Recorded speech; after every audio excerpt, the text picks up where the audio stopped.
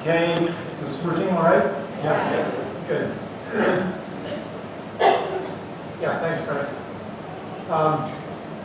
Hello, everybody. Hello. Hi. So I want to just clarify something about what I mean by the new and ancient story. I'm actually saying that the new story and the ancient story are the same. But in between, there's something that I call the old story. So the new story, which Frank just described a little bit, the story of interbeing, the story that answers the question, who are you, in a way that's relational. That story is kind of unfamiliar to us in modern civilization because we've been taught in a million ways what self is.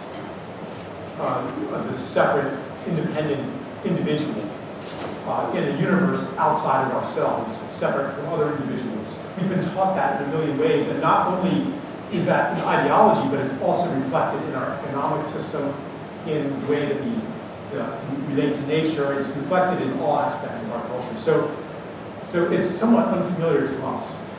But most cultures that have ever lived on this planet, it wouldn't have been unfamiliar to them at all. That's the way that they saw the world, as relational. They saw a world of interbeing, and they didn't think that humanity alone had the qualities of self, had the qualities of intelligence and consciousness and purpose and desire, and all of these things that our culture, our society, our civilization, you could even say, has arrogated to human beings alone. So I'm actually getting ahead of myself. I really want to clarify at the beginning that the new story is not new. It's kind of a reawakening of a very, very old story.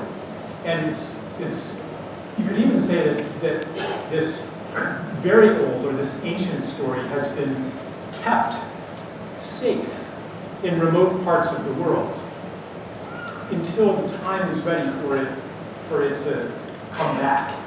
And the time when it comes back is the time when the story that we live in is falling apart, which is what's happening right now.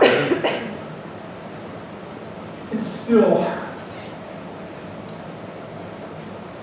sometimes you look out there and it sure doesn't look like the old story is falling apart. It looks like it's stronger than ever. And that provokes a lot of despair because, as Frank was saying, we're not going to have any deep change in our culture unless our story of the world changes. And sometimes it looks like it's more entrenched than ever, and that the powers that are enforcing that story are more powerful than ever, and that there's no hope. So I'm going to just say a few things about what the old, well, not ancient, but the old story is, and how it, like, this isn't just philosophy, okay? How the institutions of our civilization are built on this story. Because understanding that, I think we become able to be more effective as activists, more effective as change makers, especially when we recognize how all of these institutions inhabit us as well. We live inside of the old story, and the old story lives inside of us. And I'm saying this, I mean, maybe some of you are not at all affected by the old story, but I know I am. And I know that I find, I discover new ways frequently that I'm like, oh, I've been thinking, acting, and being from this narrative that is part of the problem, And so I think that uncovering the way that this, am I being too vague here? No, okay. Uncovering the way that this narrative lives in us and the way that we live in it, and how, I think it's really practical and useful, and you can even say that it's indispensable. And I think a lot of environmentalists especially are really kind of taking pause right now, asking, why have we accomplished almost nothing in the last 35, 40 years? You know, the late 60s, early 70s, it was looking good. Clean Air Act, Clean Water Act, Endangered Species Act, one after another. And since then, things have gotten much worse. And that was kind of a surprise, you know. I remember, if you'll indulge me, I tell a little story from my book. I remember when I was a kid, I think I was like 13 years old, I read this article in National Geographic about the disappearing rainforests. And it had like a map of the rainforest cover in 1900, 1950, and 1980. It was getting smaller and smaller. And then it had a projection. If this continues, here's what it'll be like in 2000 or 2010. And it was really scary, but I felt a bit of relief, because I thought, well, if this is in National Geographic, then everybody's going to read it. Everybody's going to be alarmed as I am, and we're going to do something about it. So thank goodness we've awakened to this disaster in time. But of course, the pace of destruction did not slow down. And we've continued and are still continuing to this day to cut down the rainforests, expel the indigenous people who live there, dig the minerals out of the ground, and lay waste to it. So there's this this real inquiry now, like how could we be maybe approaching the whole thing in the wrong way? Could it be that we're locked into ways of trying to change the world that are actually part of the problem, that are actually just reenactments of old ways of doing things? So that's the reason why you should care about this. It's not just philosophy. So let me tell you a little story. I mean, you know, I'm highly aware, Frank is probably not the only one who's sat in lectures in this room. Part of the old story is like the guy who, you know, is the expert or the know-it-all is up front broadcasting information to everybody else. So if that is bringing up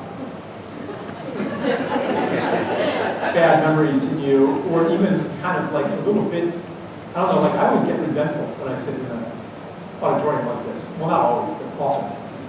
So I guess I'm going to try to tap into a different archetype, which would be the storyteller, not the expert. So,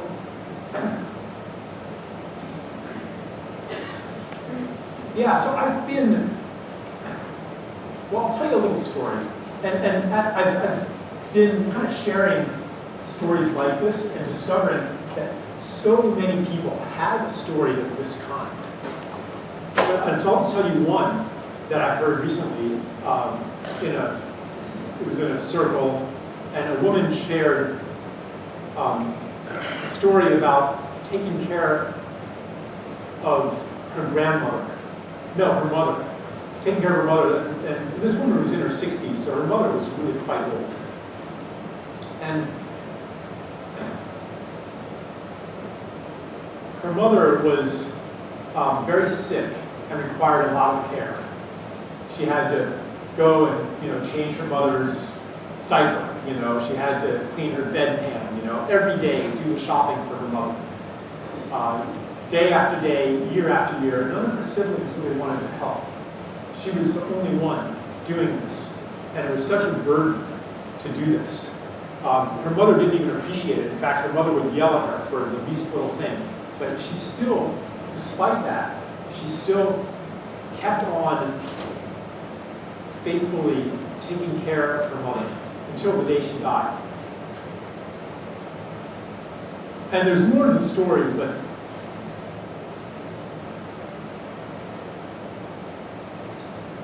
maybe some of you have been in a situation like that. It could be taking care of an old person, or it could be taking care of maybe a disabled person, or maybe even just young children sometimes. It seems like a very invisible, thankless job. And there's that part of you that's like, kind of chomping at the bit to do something out in the world. Because according to how we understand change, practicality, reality in this world, that woman wasn't really doing anything useful beyond what she was doing for her mother. Like, she wasn't helping climate change, she wasn't reforming the prisons, she wasn't writing a book, she wasn't making a documentary, she wasn't reaching thousands or millions. It was just this invisible act, and then the woman died anyway. And no one even knew. It wasn't even like she was giving some shining example of compassion for the rest of us. It was totally invisible and thankless. And her siblings had some story, well, she's, not working very hard, and they had some story in which this woman should be the one taking care of the old battle axe of her mother. So, but that was their story, right? So, I hear this story, and I'm appreciating the faith and generosity and compassion of this woman, and almost heroism. I don't know if I could do that. And I think I can't abide a universe in which what she's doing doesn't matter. In which Bill McKinnon, what he's doing matters, because he's, arousing us to fight climate change. Barack Obama, what he's doing matters. These big people, Charles Eisenstein, he's speaking to a big audience, what he's doing matters. But what about the caretakers? What about the nursery school teacher or the daycare center worker who's like giving extra care and love invisibly, nobody knows it? What about those people? Are they doing something that's just not as important? I can't abide a universe in which that's true. So the question is, in what kind of universe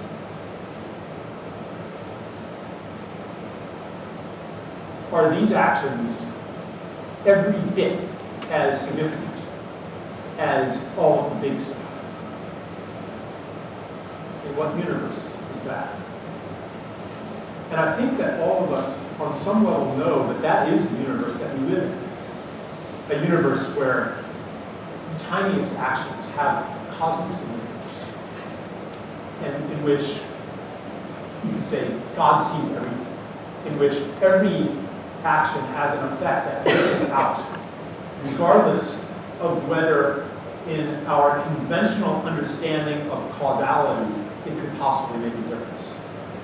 So I'm just going to describe then, this is kind of an entree into the new story and the old story. I'm going to describe what kind of story of the world we live in that devalues and discounts these kinds of service and elevates those big things that are out in the world.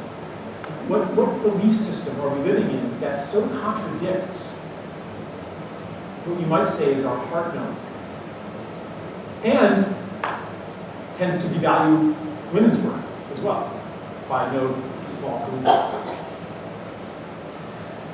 So, the story in which these things don't really matter, I call it the story of separation. And it's the old story, and it's the story that our civilization is built on. And it says, I already said a little bit of it, it says that it has like maybe 3 or 4 pieces maybe. So it says, for one thing, it answers the question, who are you? And it says, who you are is a separate individual in the universe above. You are this, if you're religious, you're a soul encased in flesh. If you're not religious, you're a mind or a consciousness or an ego encased in flesh. You are the expression of your genetic material, your DNA that kind of programs you to maximize self-interest, reproductive self-interest. So psychology, religion, economics, you're driven to maximize rational self-interest in economics, like all of these different fields kind of agree on what the self is. And it very much is reflected in our economic system as well, because it sure seems that everyone's in it for themselves, and the universe out there is hostile to you, or at least indifferent to you. So we live, yeah? So we live in this world that reflects separation back at us. And we learn about how nature is fundamentally competitive, how everybody's fighting for survival, and so on and so forth. And so another part of the story says essentially that because the world outside of ourselves is other, hostile, or indifferent, that goodness, security, and well-being come through exercising control on this world outside of ourselves. How do you do that? Well, it's through force. So part of the story then says, where did humanity come from? Where are we going? What is a human being? And what's important? What's our destiny? So part of the story says basically that humanity started off like any other animal without much force and without much control. But thanks to technology and science, we have gradually come to be the masters, the lords and possessors of nature. And that someday this glorious ascent will reach, miraculous places, and we will conquer disease, synthesize food, leave nature behind, maybe even conquer death, upload our consciousness into computers, manipulate matter on the nano level, on the molecular level. We're going to genetic engineering. It's going to be one triumph after another, and we're going to complete the conquest of nature, and not only with material technology, but with social technology too. Psychology, economics, social sciences. We're going to apply the same engineering and control to society as we do to matter, and we're going to engineer poverty and racism and inequality and maybe even suffering itself out of existence through the technologies of control. So you see. So you can see then how some of our institutions are built on this, like the war machine. There's a problem out there. We're getting attacked. So the solution is, total information awareness, the surveillance state, having drones in the sky that can kill any person on anywhere in the world at the press of a button, and then we're still getting blowback. No matter how many terrorists we kill, there's still more terrorists. So what's the solution? Well, even more control. We have to have a biometric identifier and a unique IP address for every human being on this planet. When we finally do that, then we'll be safe. And we'll finally be safe when the schools are like fortresses. And we'll finally be safe when we've completely insulated ourselves from all the germs and have complete control over all bodily processes. And if we seem to be getting less and less safe, if the schools seem to be less safe than they were in the 1970s when it was open campus and every door was unlocked and anyone from the community could walk in, if we're less safe and not more, if the control of insects and weeds in the fields through chemicals seems to not be working anymore, what's the solution? If control doesn't work, the solution is even more control, because we're kind of locked into this. So these are just some of the things that arise out of this story and contribute to this story. So, and it surrounds us everywhere. Even if you're on a diet, and the diet isn't working and you went on a binge, what's the problem? Well, I didn't control myself enough. What if you yelled at your kids and you feel really bad and you don't want to do that anymore?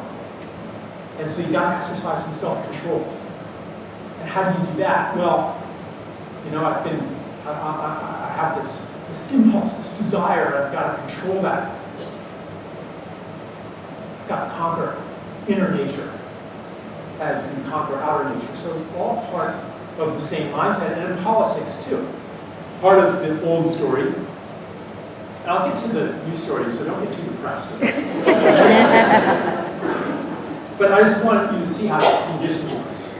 So part of the old story, and I'll get back to the lady taking care of her mother in a minute.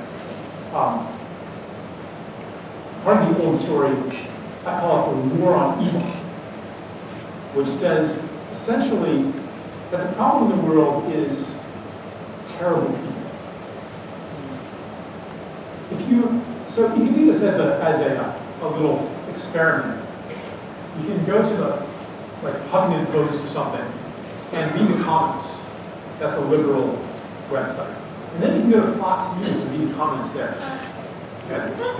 And you'll find that there might be some superficial disagreements. The surface opinions are different, but everybody agrees on one thing. Everybody agrees that the problem with your opponents is that they are intellectually or morally deficient. They're appalling, they're stupid, they're ignorant, they're closed-minded, they lack the capacity for reason.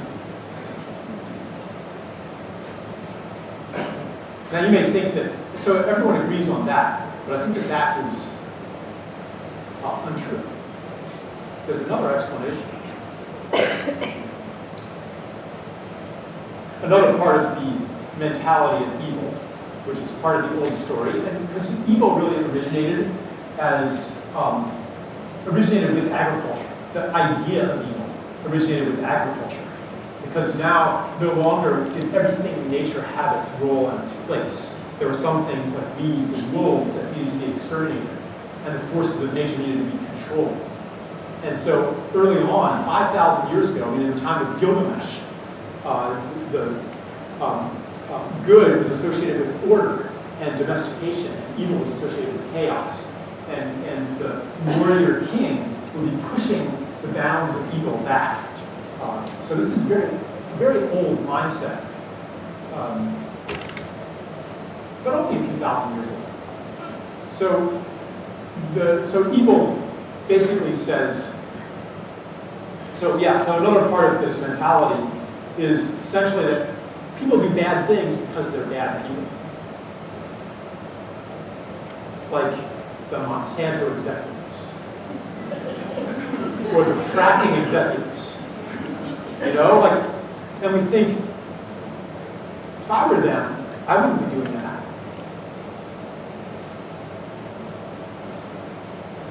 Why are they doing that? They're greedy. They're bad. Well, if that's the case, then the appropriate strategy is to conquer them. Because they don't care about the things that you care about. They're not human in the same way you're human. They're not self in the same way that you're a self.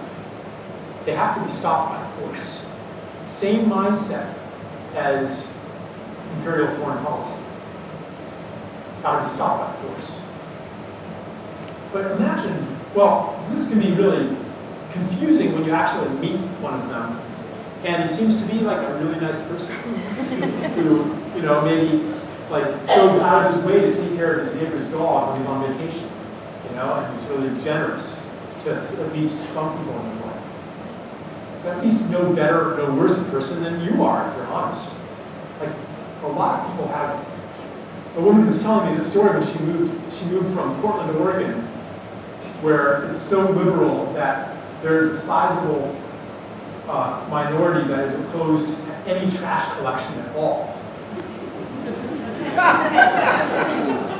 She moved from there to a town in California where the only two employers were essentially the military base and Monsanto, expecting to be cast among horrible people, but she found out that people were actually even nicer there. And it just totally threw her for a loop. But imagine, if your belief, though, is that this person is irredeemably evil, lacking in some human quality, and must be conquered by force, imagine how you appear to them. Because essentially you're saying, I know you. You are a terrible person. And they're going to, of course, react defensively. And that's what happens anytime that we come with judgment at somebody. And so judgment then is a very deep form of separation, because essentially it's kind of the generalization of this. It says, if I were you, in the totality of your circumstances, I would do differently than you. We are separate, it says. So, and I could go on, examples from politics, medicine, education, and so on, about how this whole story of separation infiltrates our lives. But I think I'll take this chance to maybe move a little bit into the news story now.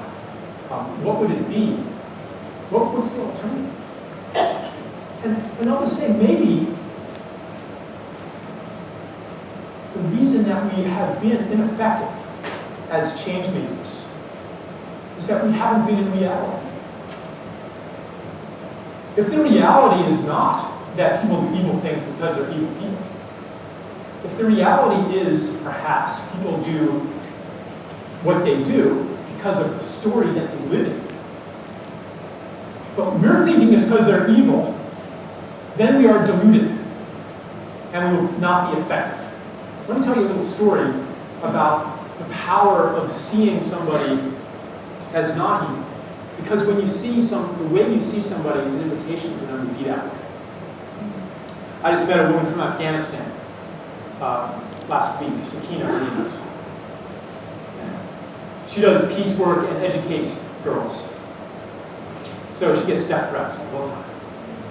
And in Afghanistan, a death threat isn't just some guy letting off steam. You know, like death threats are serious business there. So anyway, she's in the car being driven by her chauffeur. She has one bodyguard who is unarmed and a couple staff people in the car. And they're driving, and then men with guns come out in front of the car. There's like 20 young men, beards, guns. They stop the car and they say to the driver, "We've been following Sakina everywhere. We're monitoring her every step. We know she's in the car. We want to talk to her." People in the car are terrified, weeping, because they think they're going to die. The driver says, no, she's not in the car. He said, "Oh, we know she's in the car." Sakina gets out of the car, walks up to the men and says, "I'm Sakina, what do you want?"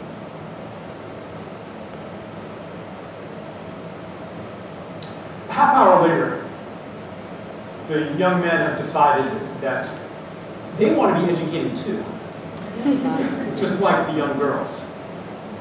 And she arranges to meet them at the mosque a couple times a week. Eventually, some of them become teachers and are spreading the movement.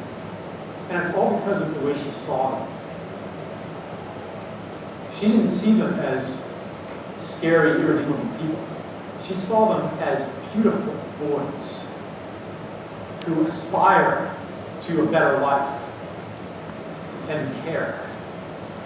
And her holding of that invitation was so strong that they almost had no choice but to step into it.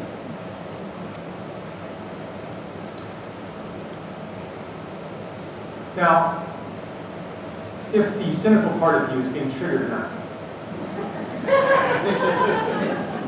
perhaps you're even saying this touchy-feely stuff is a dangerous delusion.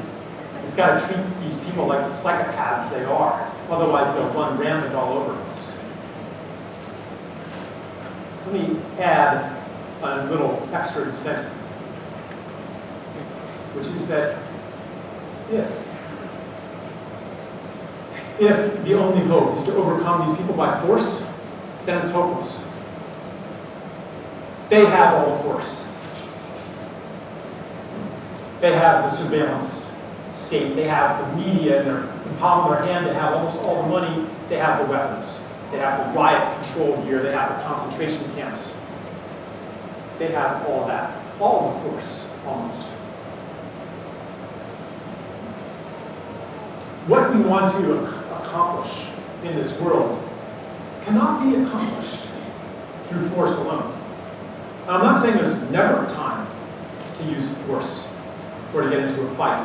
But what I'm saying is that our story conditions us to use this approach in almost every circumstance. It's always the campaign against this and the war against that and the battle against this and the struggle for that. Military metaphors.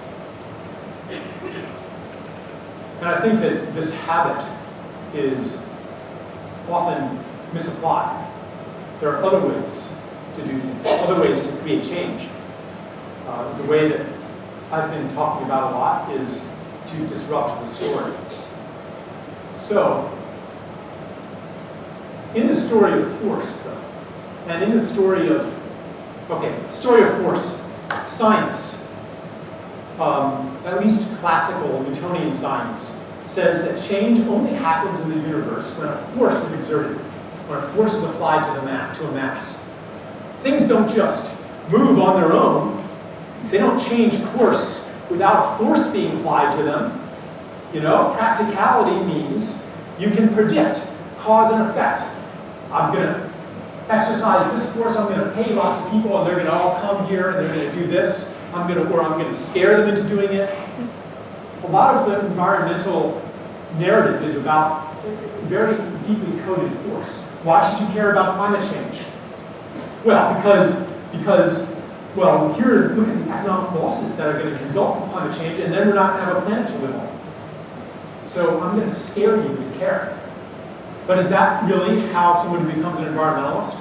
I think that when we speak to people's fear and self-preservation desire, we strengthen that in them, which might mean that they will make some superficial changes as a nod to climate change, but living in a state of fear, I mean, that's where consumerism comes from, that feeling of separation and isolation and fear. That's where, the prison industrial complex comes from. That's where the war on terror comes from. It's all coming from fear. Why are we out there strengthening the field of fear? Another field that we're strengthening when we use arguments like that is what I would call instrumental utilitarianism, which says the value of the planet is in its use to us.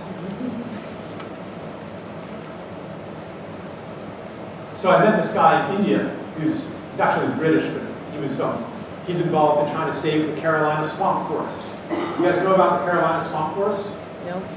It's the only place in the world where these carnivorous plants grow, the Venus flytrap. And it's being cut down, you know why? It's to make wood chips to burn in electrical power plants in the UK. Wood chips, cutting down vast areas of the swamp forest. And it's justified because it's supposedly carbon neutral. It's biomass. So my friend, he sends me this long 30-page paper proving that it's actually not carbon neutral. It's actually, when you add up all the numbers left and right, then it actually contributes more carbon. But by that logic, if you could prove that it was carbon neutral or even carbon negative, then you shouldn't cut it down by that logic. There's something really dangerous, actually, in the climate change narrative.